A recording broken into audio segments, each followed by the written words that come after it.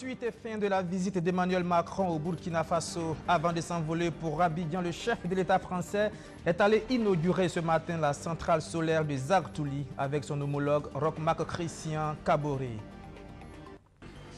Toujours dans le prolongement de la visite d'Emmanuel Macron au Burkina, hier Jean-Yves Le Drian et Alpha Barry, les ministres des Affaires étrangères de la France et du Burkina, ont eu une rencontre de travail. Il a été surtout question de coopération bilatérale et du financement de la force conjointe du G5 Sahel.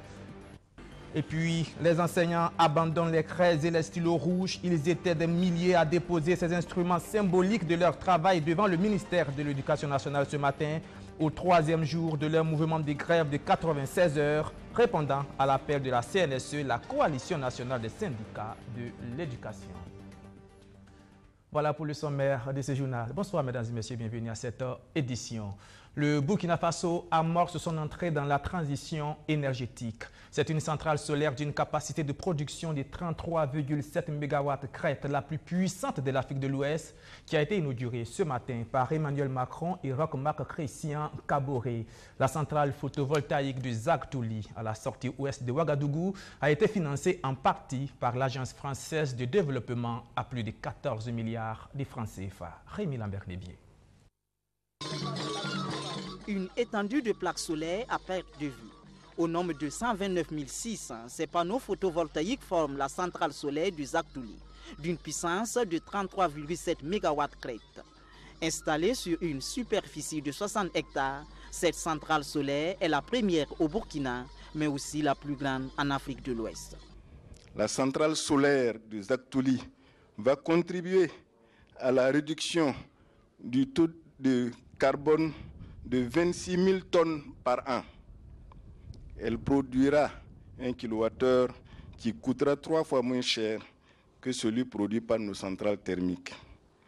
La construction de cette centrale solaire a été financée par l'Union européenne sous forme de dons de plus de 16 milliards de francs CFA et par l'Agence française de développement sous forme d'un prêt de plus de 14 milliards de francs CFA. C'est d'abord un projet burkinabé où la contribution du gouvernement burkinabé est très importante par la fourniture de terrain, par la gestion de la centrale, d'ailleurs les appuis de l'Europe et de la France sont donnés au gouvernement du Burkina Faso.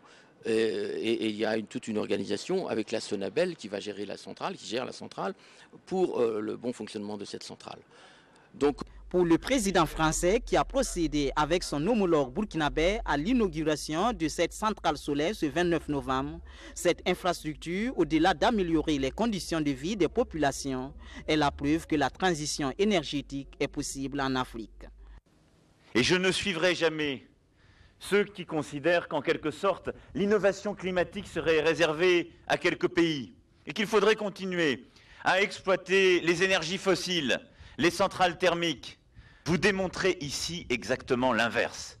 Vous montrez que l'innovation au service de la transition énergétique est le meilleur moyen de restaurer votre souveraineté énergétique, la qualité de l'énergie servie et la lutte contre le réchauffement climatique.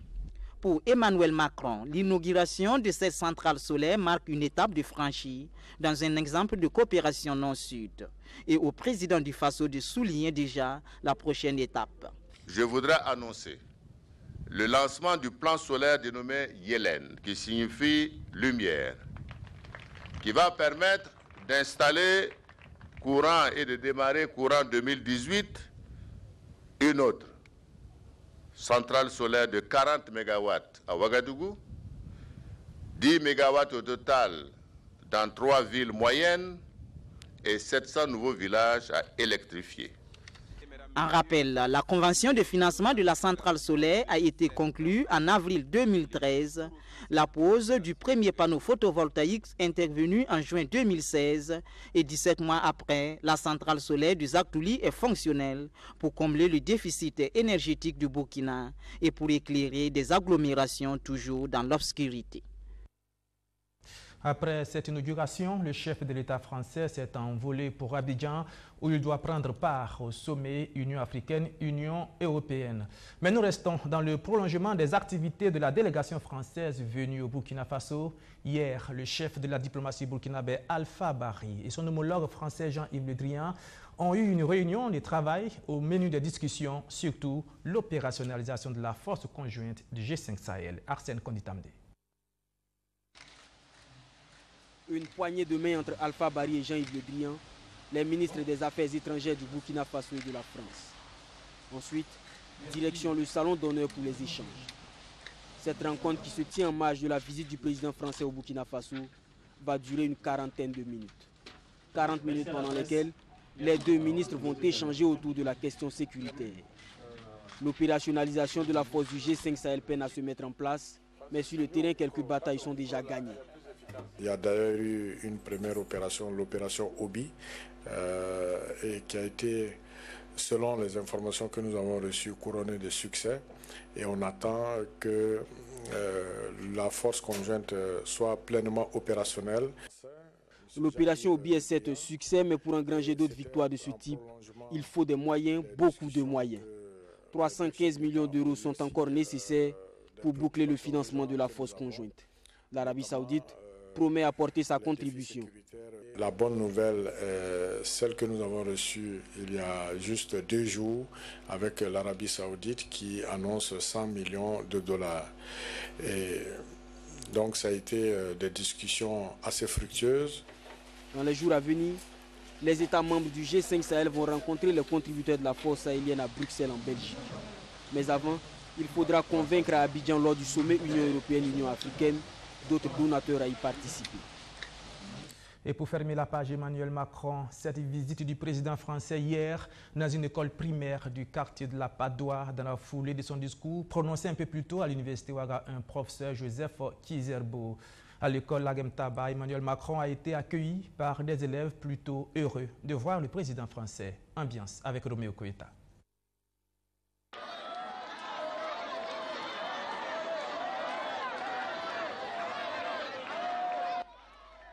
Si chez les étudiants, le président Macron n'a pas reçu une telle chaleur, chez les tout-petits, l'ordre du président Kaboré peut s'en réjouir. Les élèves de l'école primaire Lagem Taba n'ont pas voulu se faire compter l'événement.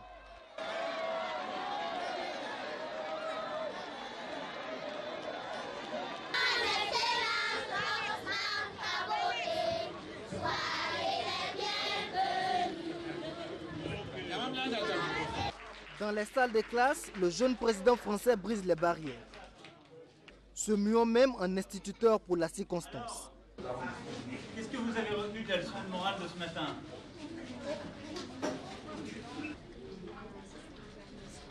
Alors, qui c'est? Histoire quoi? Tu connais sa leçon d'histoire? Je connais sa leçon. Alors, vas-y. Histoire, la jour, la semaine.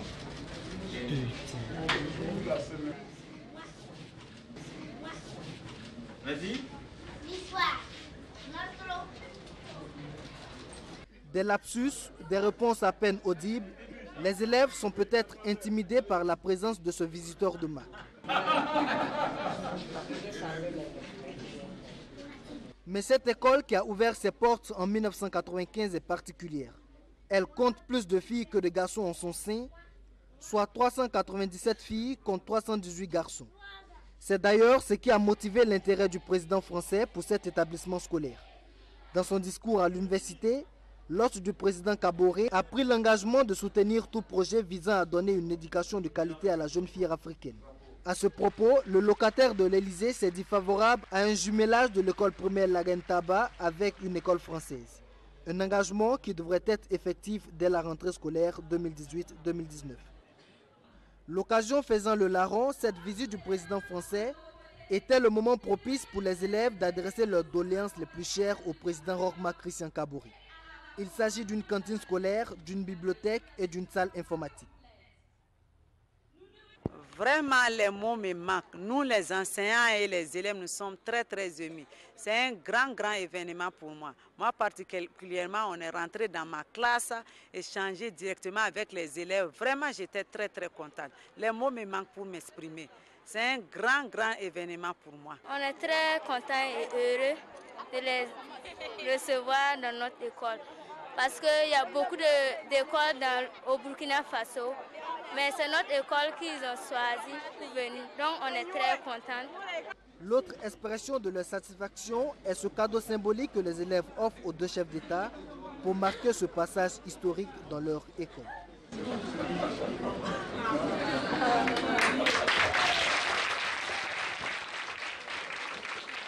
Éducation toujours, mais ambiance totalement différente. Grande mobilisation des enseignants ce matin.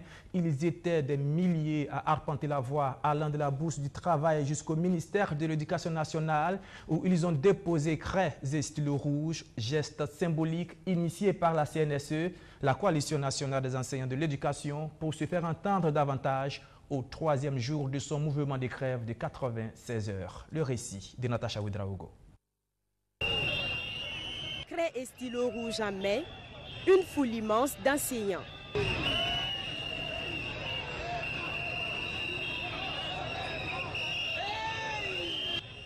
De la Bourse du Travail, ils marchent direction le ministère de l'Éducation nationale et de l'alphabétisation. Entre chants et cris, ces enseignants expriment leur colère.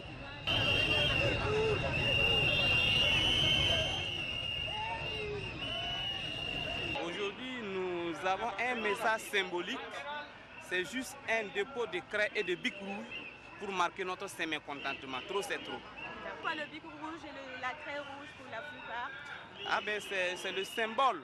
Avec le bic rouge, on évalue les élèves. Avec la craie, on écrit au tableau. Donc c'est juste pour dire que trop, c'est trop. À partir de cet instant, il n'y a plus d'évaluation. Nous l'avons signé notre préavis de grève. Donc c'est comme ça. Nous avons rencontré le Premier ministre depuis le 14 novembre. Malgré les promesses, aucune proposition concrète n'est encore tombée sur la table. Nous estimons que le gouvernement est en train de jouer au dilatoire et nous lui disons que ce n'est pas bon pour lui. Dans tout pays où on néglige l'éducation, il n'y a pas de développement possible. Dans tout pays où on néglige l'éducateur, il n'y a pas d'avenir possible.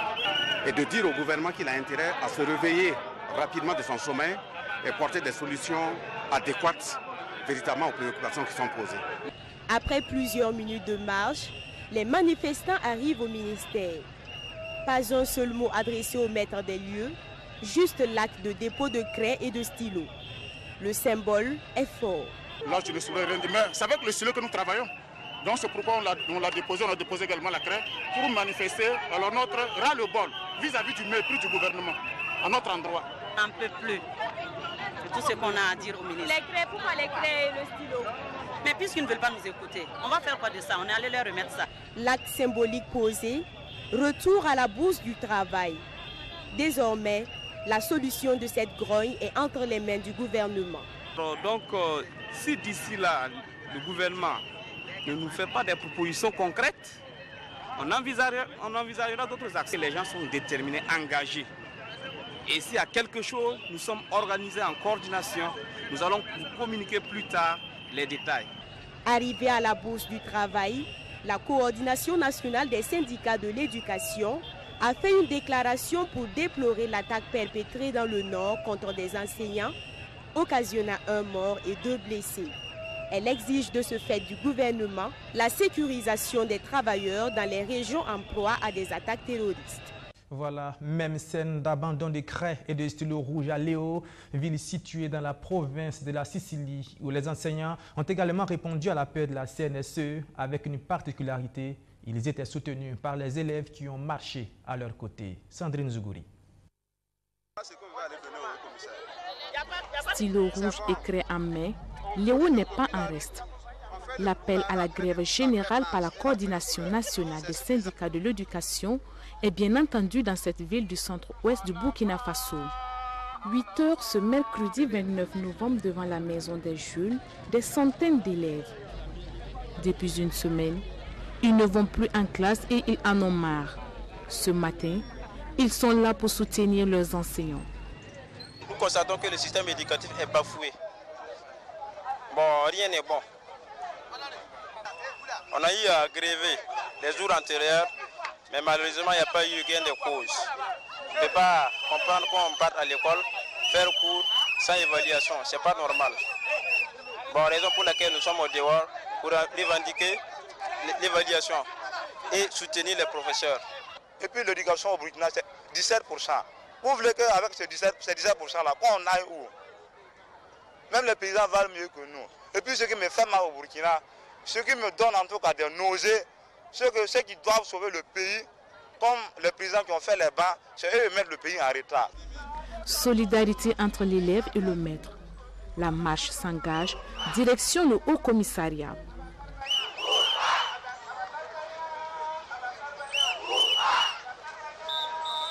Craie et stylo rouge sont déposés. Le geste symbolique est ainsi exécuté. C'est l'expression d'une colère et d'une détermination à obtenir satisfaction. Nous venons pour vous dire que les travailleurs de l'éducation de la province de la Sicile sont mécontents.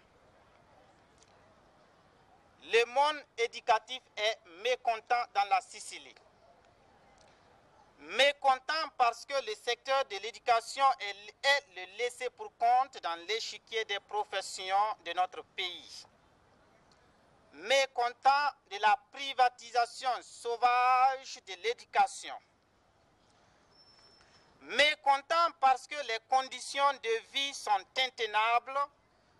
Mécontent parce que les conditions de travail sont exécrables. C'est pourquoi, Monsieur le Haut-Commissaire de la province de la Sicile, nous, travailleurs du secteur de l'éducation de la province de la Sicile, sommes là ce matin pour déposer, symboliquement soit-il, nos outils de travail. Le dépôt du stylo rouge marque la suspension des évaluations dans les classes jusqu'à nouvel ordre. Ces grévistes, qui qualifient le ministre de n'être pas à la hauteur de la gestion de l'institution, comptent passer à la vitesse supérieure si rien n'est fait dans les prochains jours. Changement de cap et retour à Ouagadougou, mais nous restons dans l'éducation, notamment l'éducation non formelle. La Fondation Caranta, un organisme public de droit international qui œuvre dans ce domaine, a tenu sa session ministérielle le week-end dernier. Safiatou Balima, Roméo Koeta. Depuis l'an 2000, la Fondation Caranta fait de l'éducation non formelle son cheval de bataille. Elle assiste notamment les ministères de l'éducation des pays membres dans la mise en œuvre de politiques d'éducation de base non formelle. Elle est dirigée par un administrateur général et le conseil de fondation, qui est l'instance suprême, se réunit en session ordinaire 2 fois par an. C'est dans ce cadre que les représentants des pays membres de la Fondation sont à Ouagadougou pour examiner le rapport général de l'administration ainsi que celui de l'exécution du budget 2016. La vision, c'était de mutualiser les efforts, les ressources et les expériences des pays membres en vue de les mettre en commun pour que nous luttons ensemble contre l'analphabétisme dans nos pays.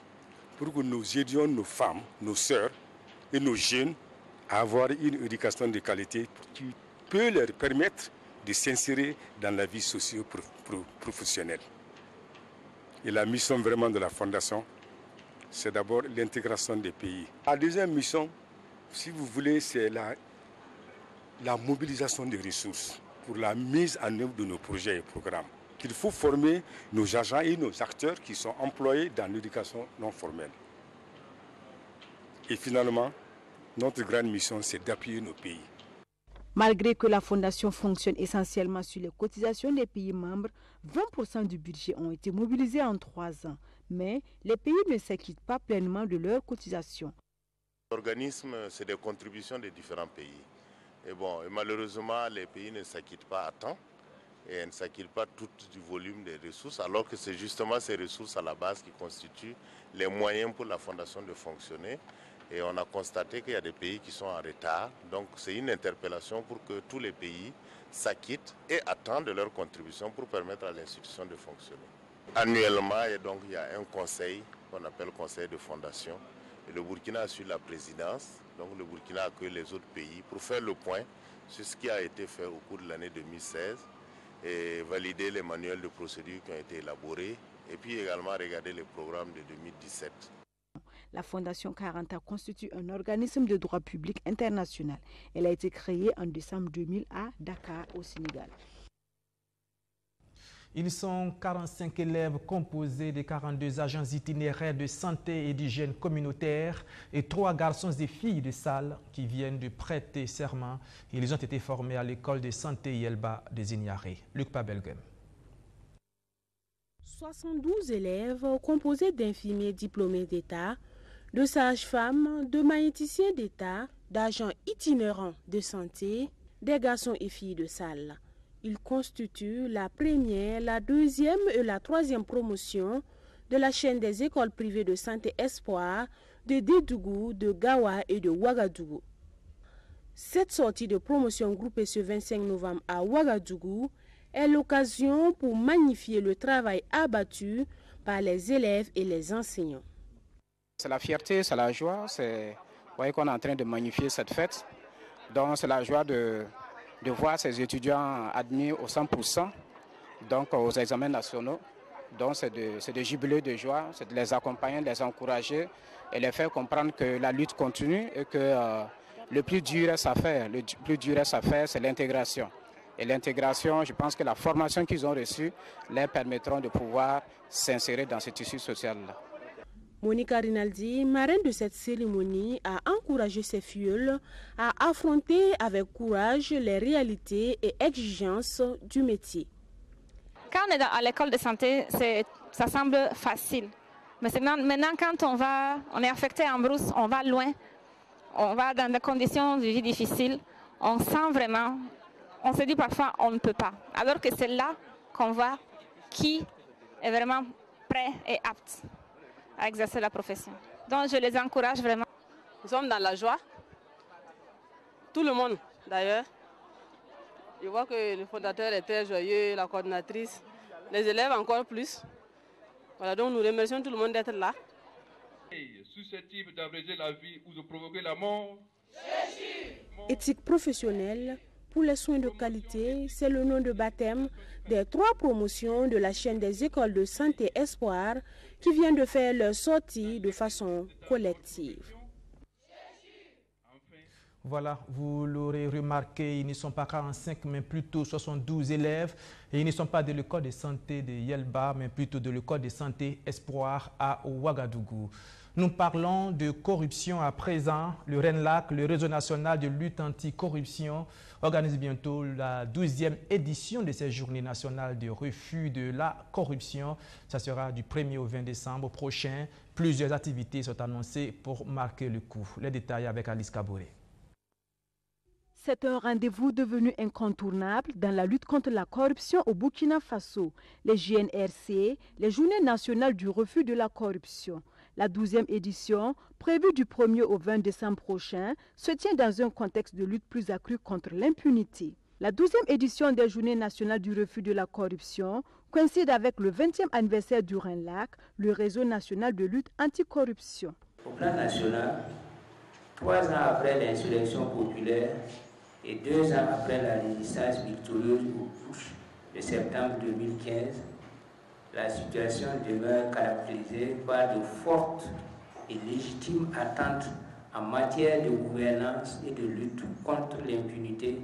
Sur le plan de la lutte contre l'impunité, si l'engagement des poursuites dans un certain nombre de dossiers, comme CANIS, CIAO, Conseil supérieur de la communication, FAPA notamment, semblait indiquer un timide réveil de la justice burkinabé qui est pendant longtemps le maillon faible de la lutte contre la corruption. Cependant, il est à souligner que le traitement judiciaire qui leur est réservé suscite souvent des interrogations. Le RENLAC, 20 ans de vie, 20 ans de lutte contre la corruption et l'impunité aux côtés du peuple. Acquis, défis et perspectives. C'est le thème de cette 12e édition. L'objectif étant de contribuer à renforcer davantage l'éveil des consciences de la population dans la lutte contre la corruption et l'impunité des crimes économiques. Le contexte dans lequel on est nous montre qu'il y a encore beaucoup à faire. On a certes fait des pas, mais il reste beaucoup à faire. Donc il reste de gros défis à relever. C'est notamment la question de l'impunité, c'est notamment la question de la confiscation des avoirs, des biens infractionnels. Quelqu'un a parlé des biens infractionnels justement. C'est également la question de la grande corruption, les cas de détournement d'une certaine, en tout cas, ampleur, ainsi de suite. Donc là, ça constitue effectivement des défis de l'heure pour nous. Et le deuxième défi qu'on pourrait ajouter, c'est la question de l'appropriation de cette lutte que nous sommes en train de mener par les citoyens à la base. On a dit qu'il y a un éveil progressif des consciences.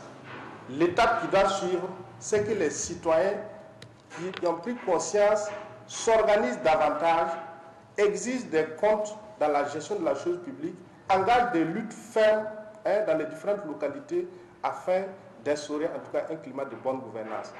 La 12e édition des Journées nationales du refus de la corruption et le 20e anniversaire du RENLAC se tiendront à Ouagadougou et dans les 5 comités régionaux anticorruption que sont les régions du centre-ouest, de l'est, des hauts-bassins, du nord et du sud-ouest.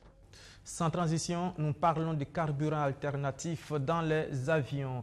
Une étude menée par l'OACI, l'Organisation de l'aviation civile internationale, révèle que les matières premières pouvant servir à la fabrication de ce nouveau carburant seraient abondantes au Burkina Faso. Abdourazak Traoré. Le kérosène, une véritable menace pour l'environnement. Le dioxyde de carbone qu'il dégage détruit sérieusement la couche d'ozone selon les experts environnementalistes qui proposent d'aller vers les carburants alternatifs dans l'aviation. Une recommandation de l'OACI, l'Organisation de l'aviation civile internationale, traduit en études menées au Burkina Faso. Et les matières premières servant aux dits carburants sont abondantes au Burkina Faso, révèle l'étude. Aujourd'hui, il a évalué le potentiel en biomasse, et ça part de la plante de Jatropha, la noix d'anacarde, le sorgho, les résidus forestiers, les résidus agricoles. Voilà un peu les différentes sources, les graisses animales aussi. Voilà les différentes sources de matières premières à partir desquelles on peut faire du biocarburant pour l'aviation, moyennant justement des installations technologiques adaptées. L'autre explication du choix des énergies renouvelables dans la production du carburant se justifie par le fait que le gaz carbonique émis est pris en charge par les plantes et les arbres. Parce que si on regarde le cycle de vie du CO2 produit par les carburants alternatifs, ça rentre dans le circuit, puisque c'est des produits qui sont sur du carburant alternatif à partir des plantes. Le CO2 dégagé est encore absorbé par les plantes, donc ce qu'on appelle le cycle de vie de ces carburants alternatifs-là. En fait, les gaz qui sont dégagés sont en même temps absorbés encore par la nature au lieu d'aller polluer la nature, et c'est ça qui fait la différence entre les carburants alternatifs et les carburants fossiles. L'étude a consisté pour le docteur Christophe Weber à sillonner des régions du Burkina Faso afin de mettre en lumière les potentialités du pays en matière de carburants alternatifs. Disons, c'est une étude de faisabilité, et aujourd'hui l'atelier qui est tenu veut en fait mettre à la place publique les résultats préliminaires de cette étude de faisabilité. Cette étude a été commandée par l'OACI pour définir le potentiel en biocarburant du Burkina Faso, et ce biocarburant est produit à partir de la biomasse. Et c'est ainsi que le docteur Christopher Weber, qui est un expert en biocarburant, carburant alternatif, est arrivé à Ouagadougou en avril-mai. Il a sillonné le Burkina Faso pour évaluer la biomasse existante et à partir de cette biomasse existante, produire du carburant alternatif pour le secteur de l'aviation. Après cette restitution, des amendements sont attendus des participants à cette rencontre. Par la suite, l'étude devrait faire l'objet de validation au niveau de l'OACI. Il faut améliorer les systèmes de gestion des projets et programmes.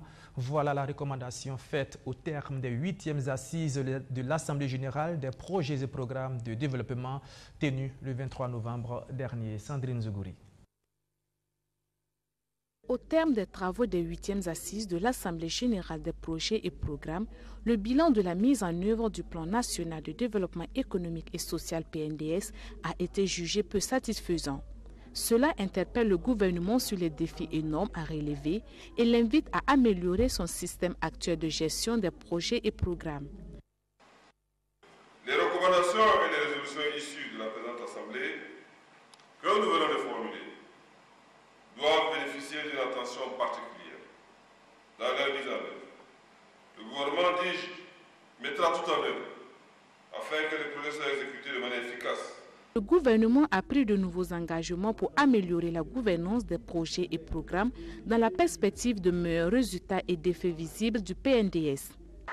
Je voudrais réaffirmer l'engagement du gouvernement à mettre en œuvre les conclusions qui sont issues de ces assises.